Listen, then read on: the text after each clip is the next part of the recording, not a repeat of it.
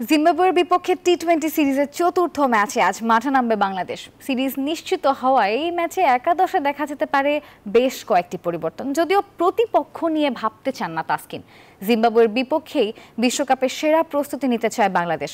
মিরপুরে দুই দলের লড়াই শুরু হবে সন্ধ্যা 6টায়। জিম্বাবুয়ের বিপক্ষে চতুর্থ টি-20-র আগে টাইগারদের অনুশীলনে নতুনত্ব সাকিব মুস্তাফিজ। ইনডোরের নেটে নেমেই কাটার মাস্টারের বল খেলেছেন মিস্টার 75। অন্য পাশে হাতুড়ুর তালিম নিচ্ছেন অধিনায়ক শান্ত সৌম্য। হয়তো সিকান্দার রাজার দলের বিপক্ষে জ্বলে ওঠার মন্ত্রই দিচ্ছেন শীর্ষদের। ঢাকায় ফিরে ব্যাটারদের নিয়ে বেশি মনোযোগী টাইগার মাস্টার মাইন্ড।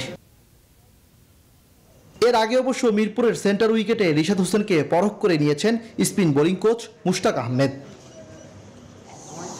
চলমান সিরিজ দাপটের সঙ্গে জিতলেও টাইগারদের টি-20 অ্যাপ্রোচ নিয়ে সমালোচনা চলছে, যদিও ওসব নিয়ে চিন্তিত নন তাসকিন। সেরাটা দিয়ে ম্যাচ জিততে চান এই fast bowler.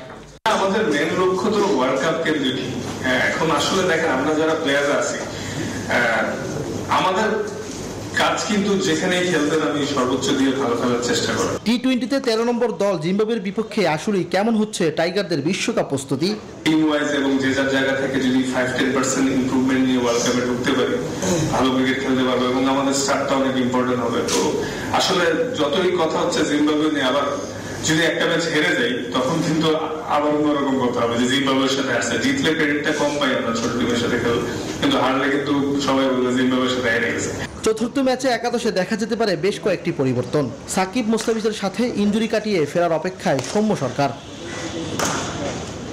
Imran Hossain, news 24, Dhaka.